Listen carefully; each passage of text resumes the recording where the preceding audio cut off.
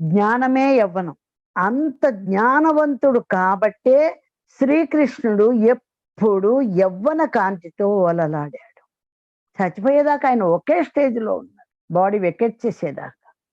ఎలా ఉండగలిగాడు? ఆయన అంతటి జ్ఞానవంతుడు కాబట్టి. ఇక్కడ జ్ఞానం అనేది గుర్తుపెట్టుకోవాలి మనం. అంత జ్ఞానవంతుడు కాబట్టి ఆయన అలా ఉండగలిగాడు.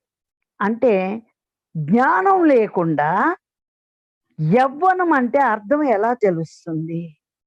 చెప్పండి. అంటే కాస్త యవ్వనంగా ఉన్నంత మాత్రాన యవ్వనం గురించి తెలిసిపోతుందా? జ్ఞానం కావాలండి. జ్ఞానం లేకుండా యవ్వనం గురించి తెలియదుగాక తెలియదు, తెలియదుగాక తెలియదు. ఆ జ్ఞానంతోటే యవ్వనం అనేది అర్థమవుతుంది. ఇది జ్ఞానానుభవం ద్వారా మాత్రమే అర్థమవుతుంది. నీకు జ్ఞానం ఈ ధ్యానం చేసి జ్ఞానంతోటి నీకొచ్చిన కొన్ని అనుభవాల ద్వారా మాత్రమే ఇది నీకు అర్థమవుతుంది. నేను మాక్సిమం చెప్పగలిగాను. అర్థం చేసుకోండి. ఇంతకంటే నేను ఎక్స్‌ప్లెయిన్ చేయలేను. జ్ఞానం అనేది నీకు ఎప్పుడైతే అంకురించిందో నీలో యవ్వనం అనేది నీ అణువులన్నీ ఉత్తేజితమయ్యి నువ్వు ఎన్ని సంవత్సరాలన్నా ఉండొచ్చు. ఎంత అద్భుతంగా అన్నా జీవించొచ్చు.